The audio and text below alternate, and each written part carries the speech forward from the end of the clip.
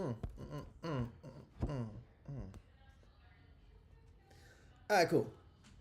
So we're in this thing right now. Let's see, get everything set up. Been a minute.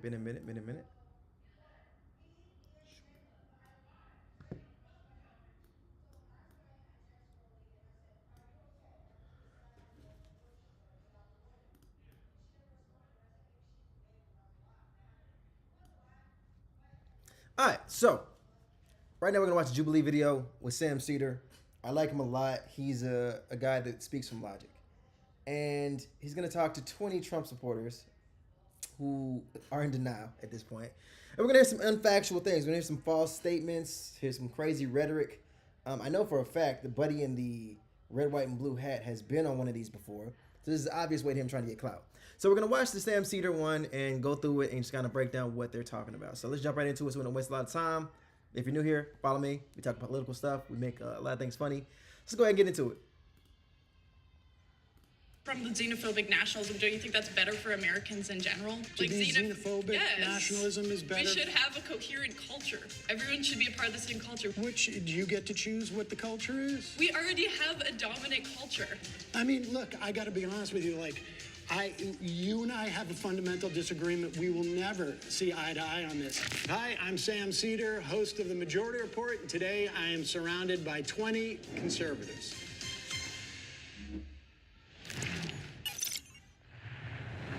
My first claim is Trump's attack on DEI hides his real goal, which is to give corporations more power. Easily. Watch me a black person get up too. All right.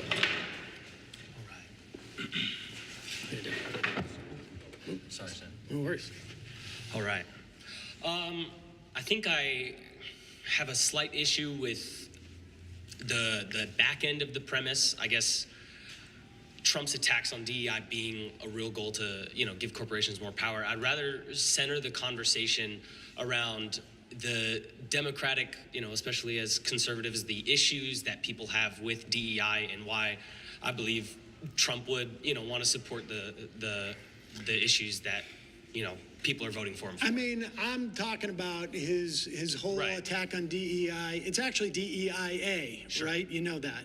Right. In government agencies. The A being for accessibility. Right.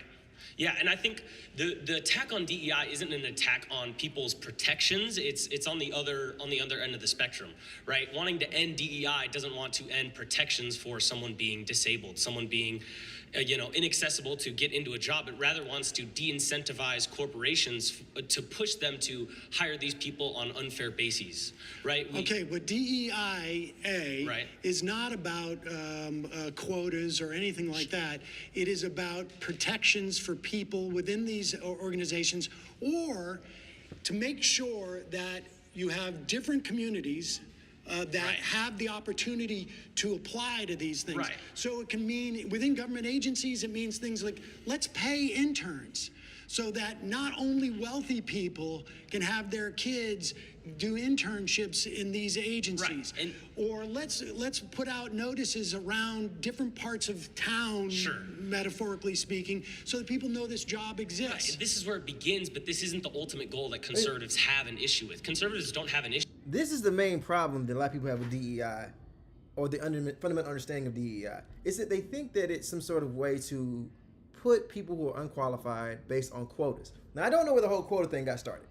No one has ever explained that, yes, we get a tax rate because we get minorities or different people, different backgrounds and religions in these roles, and we get paid a certain amount by doing that. I don't know if there's ever been any documentation for that.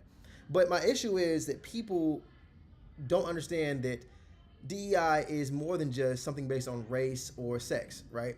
It may be that, hey, we want to have nursing stations inside of our building, right? It's just a way to be inclusive. I think people forget the I part of DEI, and it's that making people feel welcome in the workspace. Me being a black man, I've noticed that there have been several instances in companies that I worked at where I don't feel very included into a lot of conversations, including a lot of workspaces. And so DEI, which has been around for forever, it just didn't have a name, is created to help push the initiatives that help us to bring more people to work and make them feel more included at work. That's the whole point of DEI. So how it became, we got dumb people in this job just to fill a quota, which is crazy. When you even think about it fundamentally, why would we do that? Why would we, hey, we need a black person. They have 2 years of experience. We need 10. We need a black person. You think there are no black people with 10 years of experience? You think there are no Muslims with 10 years of experience? I don't understand where that even came from. I don't understand how that even became a talking point. And we categorize this as a way to dumb down the hiring process to where it's, hey, a plane crash happened because there were dumb people inside the cockpit, versus instrument error, versus pilot error, versus, communication problems. It's just a crazy thing, but we've ingrained that in our mind, and Republicans are good at this, at pushing narratives and reinforcing them by repeating them over and over and over and over. That's how we got the whole immigrants are bad people, even though we know immigrants only had 27 murders last year. Like, I know it sounds crazy, but when you look at the raw data, you see, these storylines and narratives they're pushing aren't true. But a lot of us aren't going to go take that extra step to find the information that we seek to know, right? So we just take people on TikTok, or maybe even like a politician who we somewhat trust, and take their word at face value instead of listening to what they say, that sounds kind of crazy, and then going forward from that aspect. Issue with trying to spread job applications to poorer communities. Well, then why rescind DEIA requirements in government agencies? Because the problem with DEIA is there may not be like perceived actual number quotas, but that's what it devolves into, and especially with corporations. Do you have the evidence of that? I mean, sure, we can look at corporations that are government agencies that are hiring people on not true, proper bases. We can even look at. We can even look at. Do you have any evidence that that's happening? Yeah, even the DNC's nomination of Kamala as president this year. There was no reason to nominate Kamala as she wasn't Democrat. What have I said for months? Once they say her name wrong, that's when you know whatever they're about to say next is some bullshit. I've said this for months, since last July. Once you say her name wrong, I got to tune out the conversation. Because her name was everywhere, and you should know how to say it at this point. It's not difficult. And they didn't push her because of DEI initiatives. See, again, they're never based in factual, credible things. Sam has consistently in this conversation said, hey, what information do you have to back up this claim? And Buddy has said, I feel that, or I read somewhere that. He's never said like, hey, this punitive study that was done is what's bringing credibility to what I've said. Not one time. It never happens like that. Democratically selected. She wasn't. She didn't go through a single primary. None of these things. So you're saying that Kamala was the vice president of the United States after the president drops out 2 months before the convention. You think that's a DEI? She wasn't hire? Every presidential nominee is democratically selected to be the nominee for that party, Do you realize except there were for not Kamala even Harris. Primaries prior to 1972 well, sure, in the Democratic but Party? this isn't before 1972. Well, I understand, but what did you think you were going to run primaries in those 2 months? Well, sure. I mean, Joe Biden should have dropped out even 3 years ago, before, as far as I'm concerned. Well, sure, but even before, when Kamala was running in primaries, she didn't. Okay. She wasn't the next man up. None of this. She wasn't the next person. Well, she up. was the vice president, right? Of course, but she wasn't that in tiny primaries. Detail. But right, listen, aside from, I would have might have wanted a different candidate as well. But that has nothing to do with Trump rescinding orders that basically say you need to search for a wide range of candidates, not necessarily give any different benefits, but you need to make sure different communities have access to the awareness of this job. You need in your office accessibility for people who have physical handicaps. Sure. If you have folks who identify as as trans, you need to make it at least hospitable and not. This is all non-discriminatory stuff. That's what this is all about. But you're cherry picking the portions of DEI that even conservatives. They talk about DEI, like I said, like it's a find the dumbest person you can find for this role opportunity. Greg Abbott, the governor of Texas, is a DEI person, recipient. Not a hire, but a recipient. Why? If we know who Greg Abbott is, he's a man that is in a wheelchair. Now, of course, there were policies in place back in the 90s to make sure that every building has wheelchair accessibility, right? But at the same time, that would be considered an initiative of DEI. And yet they fail to realize this every time they turn around. And so when you say the DEI costs so much money, what are those costs? It's creating spaces. As I mentioned before, the nursing station, the wheelchair ramps, those things cost money, but they are created to make those people who are recipients of those things feel included. Very simple concept. Like, the way politics has been going over the past 10 years has made me want to run for office. Because when I was growing up, a politician to me seemed very intelligent, seemed very knowledgeable, seemed very in the know of what their constituents wanted and needed and the steps it took to get those things done. And I felt that I couldn't do those things, right? I say Barack Obama was not good for inspiring you to want to be president, but Donald Trump was. Simply because Barack Obama made this thing that seemed so difficult seem effortless. The way he spoke, the way he conveyed messaging, the way he made things sound like, hey, it's going to be all right. Donald Trump speaks in such an odd way that I'm like, well, damn, if this all it takes, I might be able to make something shake myself. I might be able to do this, you know? So it's that people just don't want to learn. People don't want to educate themselves on anything, no aspect of government. And so, like I said, this young man, and again, I'm going to get to a point where I say we need to increase the voting age in America, which people might not agree with. But I'm going to be honest with you. My first time voting was John Kerry and Bush. The only reason why I knew who John Kerry was is because I covered him in high school. I had to pick one of the 12 candidates that were in the primary, and my candidate made it to the end. That's the only reason why I knew who I was voting for. And I had a vote in this country, which I should not have, in my opinion. You shouldn't really vote until you're 25. Crucify me if you want to. But I don't feel like you should vote until you're 25. Because people who deem themselves as scholars at a young age are very green to what the world is. And it's conversations like what Sam is having right now that highlight these types of things. Don't have issues. Conservatives don't have issues with making workplaces. The whole DEI apparatus within our government was a function of doing exactly what I said. Had nothing to do with quotas.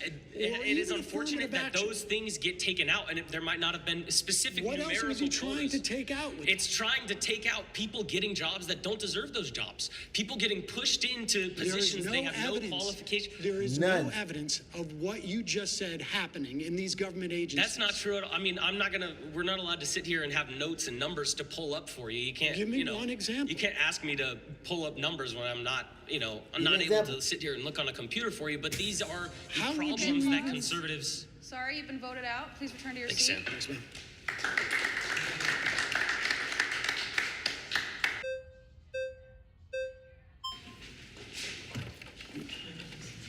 See ya. Okay, so I think the roots issue with DEI isn't what the... I guarantee he's about to say some dumb shit to embarrass us. I guarantee you he's going to say something stupid to embarrass us. Previous gentleman was trying to point. Conservatives aren't necessarily have issues with those things, like accessibility to people who might need help. The issue is, and I kind of referred to this before, when you have agencies and systems, what tends to happen when you have government overreach, big government, is that agencies and systems get abused. And I think unequivocally, DEI was heavily abused in practice. It was great in theory. It's idealistic, which is sure is fine, that a lot of people can get behind, but it was abused in a lot of ways. When you have actors, like we're in California right now, when you have actors, white male actors who are being told, we do not want white men, we're not gonna cast any white men, we only want this particular kind of gender, race, right? That is an abuse of a system. It's no longer fair, but more about just perpetuating one aspect of, visual. Yeah, I mean, if the commercial or the role is for a black male with a black family, yeah, we don't want white men for this. And again, they never come with examples. There's always something outlandish that they heard about, right? That's not even DEI what he's talking about. That's just casting. It's not difficult to understand if you just take a second. I promise. Compelling aspects, because at the end of the day, what's going to happen is companies are going to say, well, we want to look the most diverse. Okay, and what that is it's moral grandstanding. It's like because we have more black women, we sell better soda. Like that. I got you. That is not Well, that's getting a little far afield from what Trump's DEI orders are. But I can tell you, as somebody who was a sitcom actor in the 90s, I would walk into a room and everybody I would see would look like me. And I was doing a second position, which doesn't even exist anymore, where you do 2 pilots a year. And I was looking around basically every part of television when I was a kid. I was centered in some fashion. It was either this is about my mother, or this is about my father, or someone like me was centered. So, we can argue as to whether or not Hollywood is overcorrected in some fashion. But on a governmental level, the DEIA directives that agencies were following for the past 4 years, there's nothing, I don't know what you mean by abuse on it, but there is no evidence that it was an affirmative action program in those instances. It was about anti-discrimination. You cannot discriminate against these people, and you want to open up opportunities for a broad... Quick fun fact. The first interracial kiss. And we talk about Sam Seder. He's, 50, 48, something like that? The first interracial kiss on television was in 1968. It was Star Trek. Captain Kirk kissed Aurora.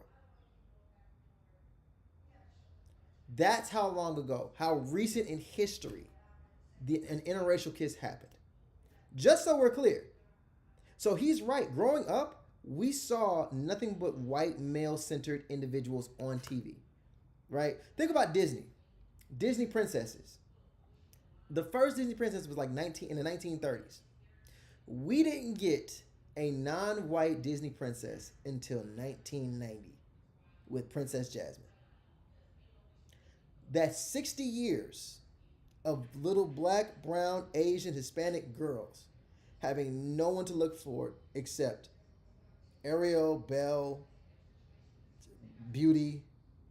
That's it, right? So it is important that we diversify who we see on TV so that we can have different perspectives on how life is with those communities. I started watching a show called The Deli Boys on Hulu. It's about these 2 Muslim kids. They have a convenience store. Their dad's at a convenience store, but they have a lot of money. Dad gets killed, finds out it's a drug game, right? So it's like the mob with its comedy with Indian guys, and it was very funny and humorous. But because we push for more diversity on TV, I get to see that, and I enjoyed it, right? We don't have that stuff. We didn't have that back then. If it wasn't a white person on TV, hey, the black person was gang member number 6. Now we have deeper intellectual storylines that center around people of diverse backgrounds. And that's the point of what this is. Swath of people. Again, the internship is like one of the most material things that exist there, where the idea that you need to pay interns. And that's important because you want low-income people to have the same sort of opportunities to see these things as wealthy people. My kids can maybe afford to do an internship for the summer instead of going to get a job. I think what's happening is we're talking about 2 different things. But I'm talking about Trump's DEIA rescission is a way of basically driving people out of these agencies, making it You're saying Trump specifically, and I understand why you're saying Trump, but I think the American people as a whole have kind of, and I won't say a whole because obviously it's not 100%, but a majority of the American people have kind of rejected DEI because, again, I don't think a majority of Americans know what DEIA is. That may be the case, but again, my point is we're talking about abuse of a system. What you're talking about is not necessarily what was happening. What people were seeing were, hey, because you're white, you can't do this. And liberals like to do this thing where they create systems, and then they created the whole idea of woke, and then they backed away, and then conservatives say woke, and then they're like, well, we don't know what woke is. They created DEI. Biden literally said Kamala Harris is being chosen because she is a black woman, and then all of a sudden, Democrats for the rest after that said that's not why she was chosen, even though Biden literally said that. And then we have this cognitive dissonance as if we're not living. She's extremely competent. They're missing that entire point. She was extremely competent, elected in 2 different government positions, has served in almost 3 different branches of government. Actually, no, she was in the executive branch. So all 3 different branches of government. And yet, they want to harp on the fact that, hey, she's a DEI this, DEI that, which is insane. And that's where we are, though. That's where we are, where people can sit on TV and say that a person is a DEI hire simply because they are black, they are Hispanic, they are a woman. And it's infuriating because of the ignorance that people exude on a daily basis. In reality, Biden wanted to make sure that there was that there was an opportunity for a black woman to be his vice president. Yes, Without but so why did Democrats move away from that and say no? It wasn't because she was a black woman. I don't know My point is it's that not